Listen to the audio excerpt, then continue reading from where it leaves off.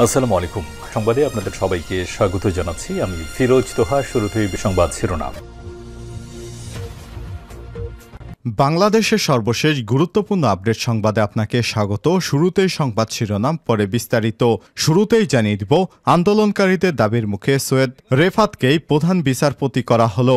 দেশের ২৫তম প্রধান বিচারপতি হিসেবে নিয়োগ পেয়েছেন বিচারপতি সৈয়দ রেফাত আহমেদ। শনিবার রাতে সংবিধানের ৯৫/১ অনুচ্ছেদে ক্ষমতা বলে রাষ্ট্রপতি এই নিয়োগ দিয়েছেন। এই নিয়োগ শপথ গ্রহণের তারিখ থেকে কার্যকর করা হবে। তিনি বাংলাদেশের ২৫তম প্রধান বিচারপতি হিসেবে বিদায়ী প্রধান বিচারপতি ওবায়দুল হাসানের স্থলে অভিষিক্ত হবে। এরপর জানিয়ে দিব, শেখ হাসিনাকে গ্রেপ্তারের দাবি অভিনেত্রী চমকের। বাংলাদেশ থেকে পালিয়ে যাওয়া সাবেক প্রধানমন্ত্রী শেখ হাসিনাকে গ্রেপ্তারের দাবি জানিয়েছেন ছোট পর্দার অভিনেত্রী রুকাইয়া জাহান চমক। তার বিরুদ্ধে তদন্তেরও জোর দাবি করেছেন এই অভিনেত্রী।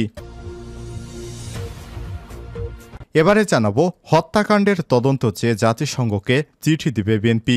ছাত্র জনতার আন্দোলনের সময় সংঘটিত হত্যাকাণ্ডের নিরপেক্ষ তদন্ত চেয়ে জাতিসংঘ এবং অন্তর্বর্তীকালীন সরকারের প্রধান উপদেষ্টার কাছে চিঠি দেওয়ার ঘোষণা দিয়েছেন বিএনপির মহাসচিব মির্জা ফখরুল ইসলাম আলমগীর। এবারে জানাবো, লুটপাট এবং অগ্নিসংযোগের অভিযোগে বিএনপির ২ নেতা বহিষ্কার। খুলনা হিন্দু ব্যবসায়ীদের বাড়িতে লুটপাট এবং অগ্নিসংযোগ করার অভিযোগের সত্যতা পায় পাইকগাছা উপজেলা বিএনপির সাধারণ সম্পাদক এস.এম. এনামুল হক এবং সদস্য কিশোর মণ্ডলের প্রাথমিক সদস্য পদসহ দলীয় পদ থেকে সাময়িক বহিষ্কার করা হয়েছে। এবারে জানিয়ে দিব, ঢাবিতে ছাত্রী পেটানো সেই ছাত্রলীগ কর্মীর শাস্তির দাবি। ঢাকা বিশ্ববিদ্যালয়ে বৈষম্যবিরোধী ছাত্র আন্দোলন চলাকালে আন্দোলনরত ছাত্রীদের পেটানো সেই ছাত্রলীগ কর্মী রুবেলের সর্বোচ্চ শাস্তি চেয়ে রাস্তায় নেমেছে তার নিজ এলাকার ছাত্র জনতা। এবং সর্বশেষ জানিয়ে দিব, বাংলাদেশ নিয়ে ভুয়া খবরের ফাঁদে পা দেবেন না। সাধারণ জনগণের উদ্দেশ্য করে বললেন ভারতের পশ্চিমবঙ্গের মুখ্যমন্ত্রী মমতা বন্দ্যোপাধ্যায়।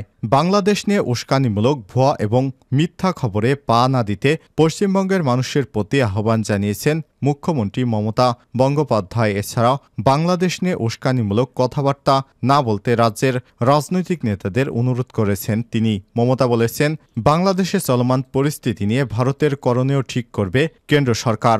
রাজ্যের নেতারা এটা নিয়ে কথা না বলাই ভালো। এ সময় তিনি বলেন, আমি সব গোত্রের মানুষের কাছে হাত জোর করে অনুরোধ করছি, শান্ত থাকুন এবং সাম্প্রদায়িক কোনো কর্মকাণ্ডে যুক্ত হবেন না। আইন নিজের হাতে তুলে নেবেন না। যদি বাংলাদেশে আমাদের ভাই বোনেরা সমস্যায় পড়েন তাহলে এটি কেন্দ্র সরকার দেখবে। প্রিয় দর্শক, এতক্ষণ শুনছিলেন সংবাদ শিরোনাম, এবারে বিস্তারিত। তবে তার আগে বন্ধুরা, অনুরোধ থাকবে সংবাদটিতে একটি লাইক দিন। আর বন্ধুরা, এই চ্যানেলে আপনি নতুন হয়ে থাকলে সংবাদটি দেখতে দেখতে চ্যানেলটি সাবস্ক্রাইব করে রাখুন, যাতে করে আমাদের পরবর্তী লেটেস্ট আপডেট সংবাদগুলো সবার আগে আপনার কাছে পৌঁছে যায়। আর বন্ধুরা, কমেন্ট করে আপনার মূল্যবান মতামত আমাদের জানিয়ে দিন আপনি বিশ্বের কোন দেশ থেকে বা বাংলাদেশের কোন স্থান থেকে আমাদের সংবাদটি দেখছেন এবং শুনছেন। আন্দোলনকারীদের দাবির মুখে সৈয়দ রেফাতকেই প্রধান বিচারপতি করা হলো। দেশের ২৫তম প্রধান বিচারপতি হিসেবে নিয়োগ পেয়েছেন বিচারপতি সৈয়দ রেফাত আহমেদ। শনিবার রাতে সংবিধানের ৯৫/১ অনুচ্ছেদে ক্ষমতা বলে রাষ্ট্রপতি হিসেবে এই নিয়োগ দিয়েছেন রাষ্ট্রপতি। এই নিয়োগ শপথের গ্রহণ তারিখ থেকে কার্যকর করা হবে। তিনি বাংলাদেশের ২৫তম প্রধান বিচারপতি হিসেবে বিদায়ী প্রধান বিচারপতি ওবায়দুল হাসানের স্থলাভিষিক্ত হবে। বিচারপতি সৈয়দ রেফাত আহমেদ হাইকোর্ট বিভাগের একজন জ্যেষ্ঠ বিচারপতি ছিলেন। তিনি তত্ত্বাবধায়ক সরকারের সময় উপদেষ্টা মরহুম ব্যারিস্টার সৈয়দ ইশতিয়াক আহমেদের ছেলে। সৈয়দ ইশতিয়াক আহমেদ ১৯৯৬ সাল থেকে ২০০১ সালে তত্ত্বাবধায়ক সরকারের উপদেষ্টা হিসেবে দায়িত্ব পালন করেন। তিনি বাংলাদেশের ৩য় অ্যাটর্নি জেনারেল হিসেবে দায়িত্ব পালন করেছেন। এদিকে আন্দোলনের মুখে প্রধান বিচারপতি ওবায়দুল হাসান সরে যাওয়ার পর মোহাম্মদ আশফাকুল ইসলামকে ভারপ্রাপ্ত প্রধান বিচারপতি করার যে খবর চাউর হলে তা আন্দোলনকারীদের প্রত্যাখ্যান করে। পরে জানা যায় ভারপ্রাপ্ত বিচারপতি নিয়োগের তথ্যটি বিভ্রান্তিকর। পরে বৈষম্যবিরোধী ছাত্র আন্দোলনের তরফ থেকে হাইকোর্টের বিভাগের বিচারপতি সৈয়দ রেফাত আহমেদকে প্রধান বিচারপতি হিসেবে নিয়োগ দেওয়ার আলটিমেটাম দেওয়া হয়। শনিবার সন্ধ্যায় রাজধানীতে শিক্ষা চত্বরে কর্মসূচি থেকে এই আলটিমেটাম দেয় শিক্ষার্থীরা। বৈষম্যবিরোধী ছাত্র আন্দোলনের অন্যতম সমন্বয়ক আবু বাকের মজুমদার বলেন, আমরা আগামীকাল সকাল ৯টা পর্যন্ত সময় দিলাম। এর মধ্যে প্রধান বিচারপতি হিসেবে সৈয়দ রিফাত আহমেদকে নিয়োগ না দিলে আমরা কঠোর কর্মসূচি ঘোষণা করব। শেখ হাসিনাকে গ্রেপ্তারের দাবি অভিনেত্রী চমকের।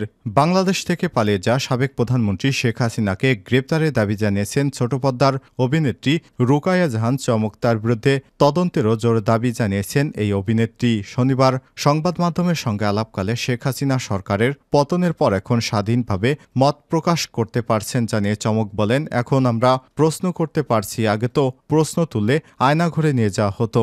এই যে আমি এখন আপনাদের সঙ্গে কথা বলার সময় দুইবার চিন্তা করছি না, কি বললে আমাকে আটকাবে, কি বললে আমাকে গুম করে দেবে, এই চিন্তা যেহেতু নাই আমি বলতে পারছি।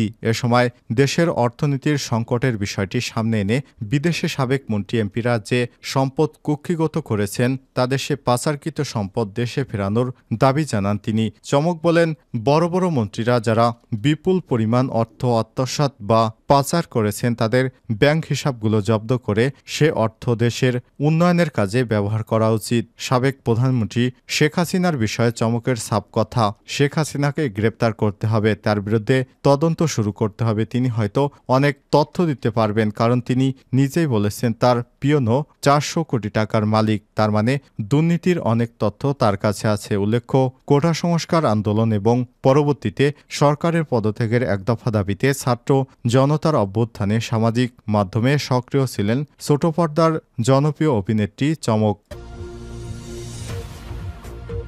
হত্যাকাণ্ডের তদন্ত চেয়ে জাতিসংঘকে চিঠি দেবে বিএনপি।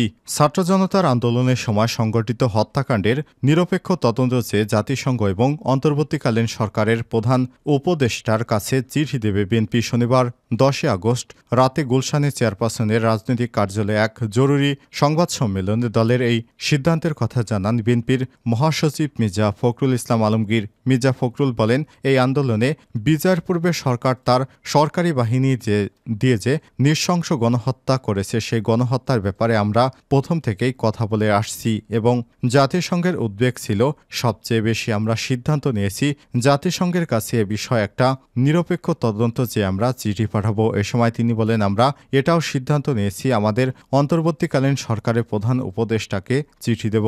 মির্জা ফখরুল আরও বলেন, একই সঙ্গে ইউএই সংযুক্ত আরব আমিরাত, যেখানে আমাদের প্রায় 50 জন শ্রমিককে বন্দী করা হয়েছে, এই আন্দোলনে সমর্থন জানানোর জন্য আমরা তাদের মুক্তির জন্য সরকারের উদ্যোগ নেওয়ার জন্য চিঠি দেব।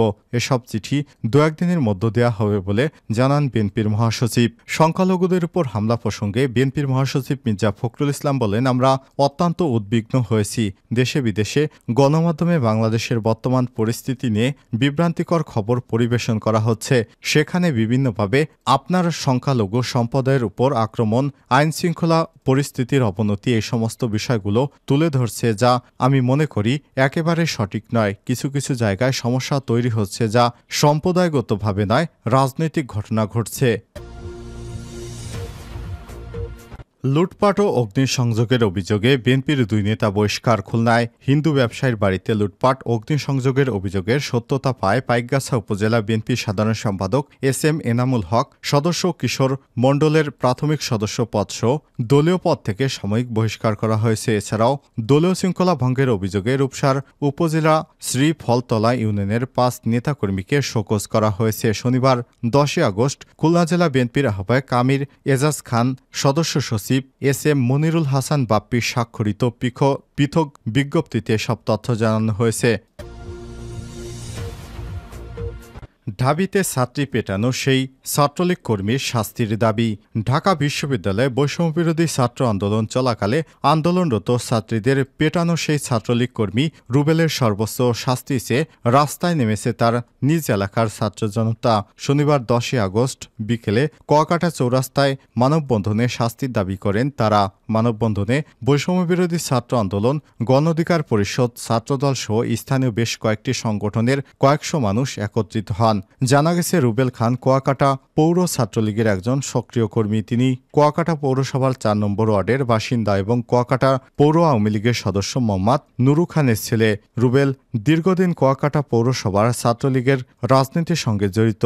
ঢাকা বিশ্ববিদ্যালয় সংঘর্ষের পর ছাত্রীদের পেটানোর ছবি সামাজিক যোগাযোগ মাধ্যমে ভাইরাল হয়। এরপরই নিজ এলাকার মানুষ এবং সাবেক ছাত্রলীগ কর্মীরাও তার এই কাজের জন্য নিন্দা জানায়। মানববন্ধনের বক্তারা বলেন, কুয়াকাটার মানুষ হিসেবে আমরা লজ্জিত। দেশের সর্বোচ্চ বিদ্যাপীঠের শিক্ষার্থীদের মারধর করা এবং স্বৈরাচারী সরকারের পেটোয়া বাহিনী হয়ে কুয়াকাটা থেকে ঢাকায় গিয়ে ছাত্রছাত্রীদের মারধরের কারণে তার সর্বোচ্চ শাস্তি দাবি করছি।